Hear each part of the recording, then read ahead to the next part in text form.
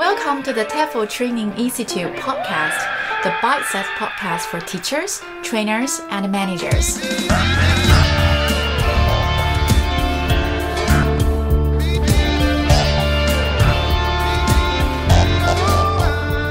Hi everyone. Hi everyone.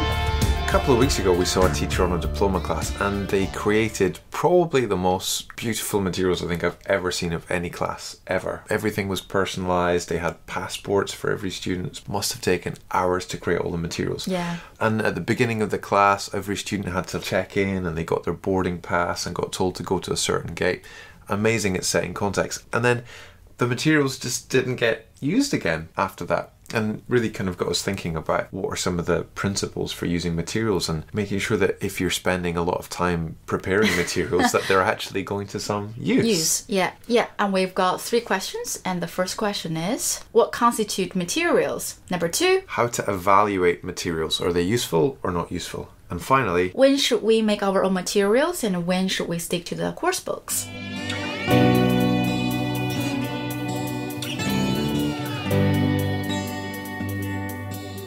So this is kind of based on Jerry Gebhardt has got a list of different things that constitute materials, but to make them easier to remember, they're an acronym. So M is for mobile phones. So what are some things you can use mobile phones for, Trace? Calling someone, send text messages, for reading text messages and reply. And also you can use your phones, of course, send emails. Have you seen people use those in class? Yeah, sometimes I see some teachers, they set up like WeChat group before the lesson started. And then during the lesson, it's really encouraged the peer feedback. So everyone can see the messages and it's easier for teachers to monitor what's going on. Because if everybody write on a piece of paper, it might be difficult to go around in the classroom. Okay, that's M. What about A?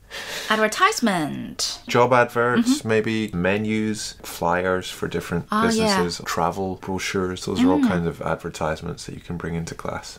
I remember I did a class, I just got the different advertisement from travel agency about different tours. And they have some Chinese and English on it and have different prices. I think it's really good material to have a class talking about travel destinations. Some students at the end, they say, I'm definitely going to look at this package more after the class. And the next one, T. TV, so television, videos, movies, all those kind of things. Something I found really fun with kids was to show a bit of a TV show or a simple cartoon and then you stop it halfway through and then you get them to predict what's going to happen at the end and then they write the script for what's going to happen and then they act it out in front of everyone else and then the students vote on which one is their favourite and then you play the final thing and get them to watch it again and see if they're correct. So you get all sorts of like reading, listening, speaking, writing. We're not just talking about playing the video or audio and that's not enough, right? You have to do something with it. You have to give the students a task which is relevant to their context. So not just play the video and then leave them alone and then you are going away.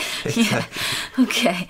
So MATE. For electronic materials, which could include things like anything online, apps, websites. Yeah, people are looking for new apps, right? And they're looking for the one that is going to be useful for them. So it's more likely for people to recommend or review different apps to each other or with each other. Okay. Next is R. R stands for Realia. What is Realia, by the way? Just real world objects, so real stuff. So if you're teaching kids, you often end up with a huge pile of flashcards. But if you're teaching something like stationery, then why would you have a flashcard of a pencil when all the students have a pencil on their desks? I remember teach a lesson about the clothes shopping and you bring loads clothes items. But it's really, really cool and just make it a shop. Oh, like setting up a clothes shop in the classroom? Yeah. Oh, cool. But I think there's also all this other reality that the students are probably carrying around with them in their wallets or on their phones or in their bags and of course just around the school. Like for example doing a class on giving directions, so you can just get the students to talk about giving directions to people around the school that they're in. So that's using the school and the building of the school or the classroom as realia. And let's move on to the next one. I. For images. So we often talk in task-based learning about having some sort of a gap. Images can be good for setting up a opinion gap. It could be like, your flatmates and here's a bunch of different pictures. You have to choose the one that you want to buy for your apartment and they've all got different prices. So next is A for audio.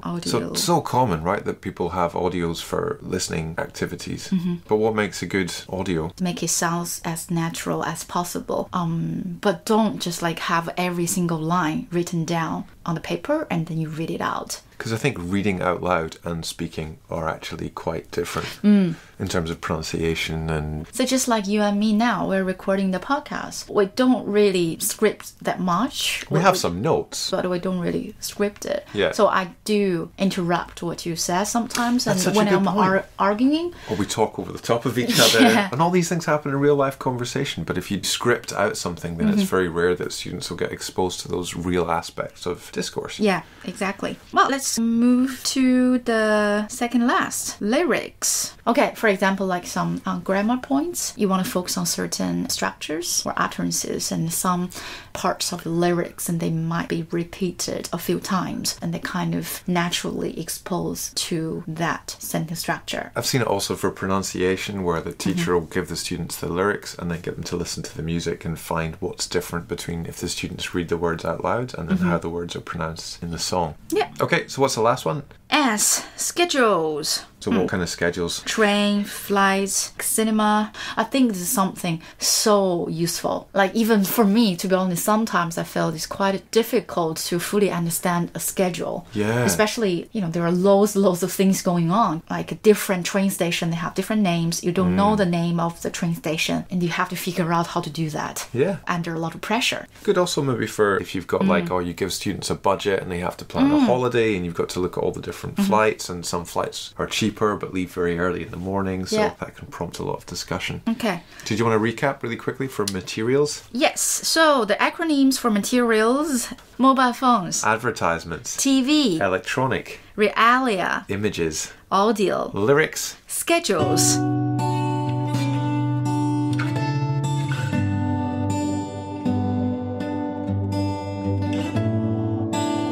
So we talk about what make good materials. So how can we evaluate materials, and what are the criteria? I tell people there's 4 R's that you have to remember to evaluate materials. So Is our podcast today all based on acronyms? mainly.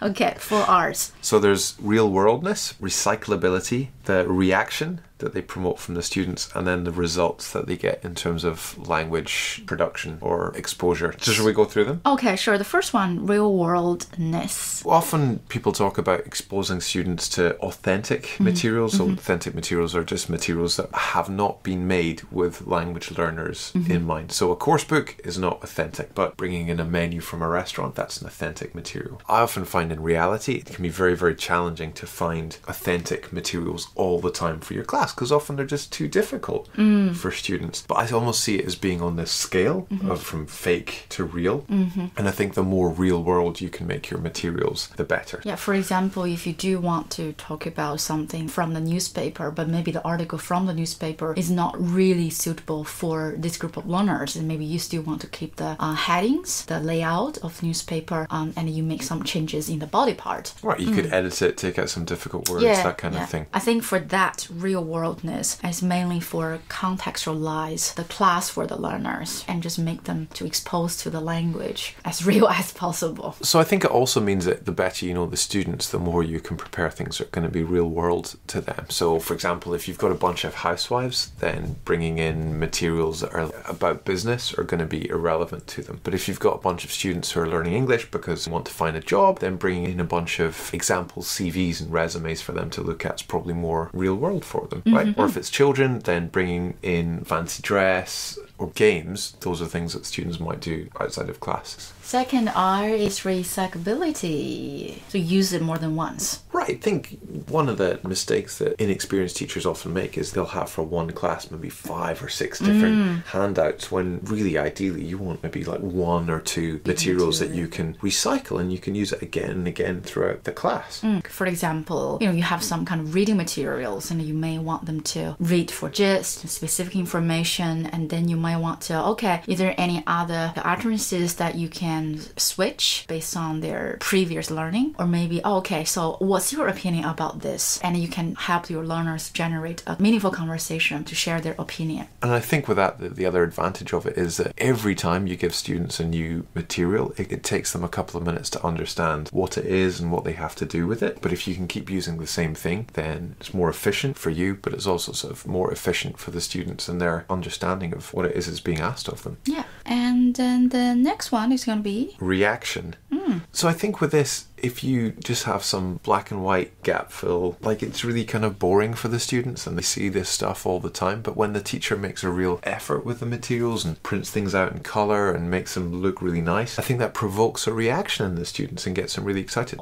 I also found two other things, and one is just using personal things of the teachers, like if the teacher brings in something of their own and shows it to the student. So it's maybe like, here's a picture of me on holiday 5 years ago, and using that as some sort of material for the lesson, because the students are often interested in the teacher. So let's look at the last R, which means results. So here we're talking about results in terms of hopefully getting the students to talk to each other or produce some language or be exposed to language. Yeah, I think here is really talking about the aims of using material. Right. So a teacher bringing these maps and the students had to ask each other, how do I get from A to B? But there was no reason to communicate because both people were looking at the same map. So there was no reason for anyone to talk. So if you give materials, then you're at least using them in a way that promotes that. So for example, maybe you call someone else in the class and they have the map, but you don't have the map. Yeah, so always think about if the material is going to contribute to the learning.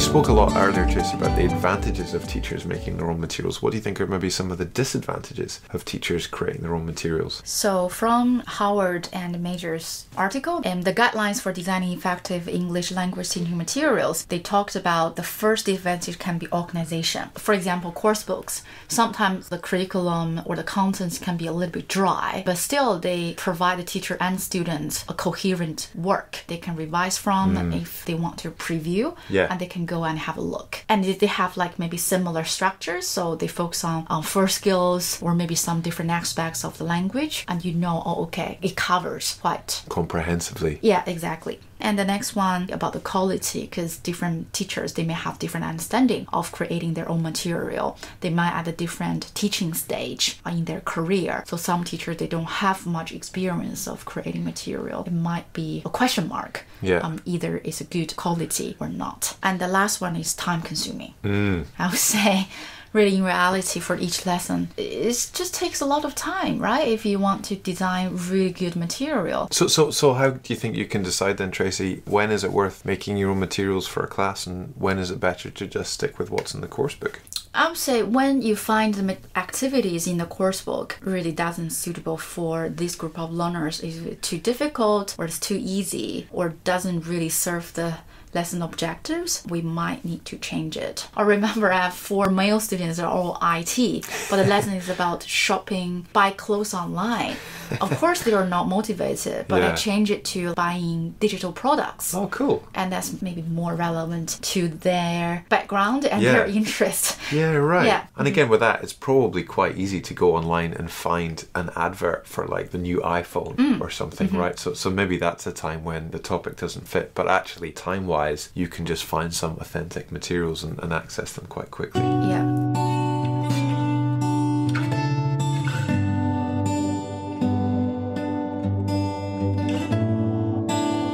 Okay, for me, I really think the teaching material is like makeup. If you put on too much makeup, it's gonna make the person look strange and awful. And think about it, you spend a lot of time to put on all the makeup, but it doesn't work that well. It's just like you spend all the time to develop the material. I don't think it's gonna help your learner and help you. But if you just use a little bit makeup to highlight the good part of your face, I think it's like using the material. You want to highlight 1 or 2 bits of your lesson. Okay, thanks everyone for listening.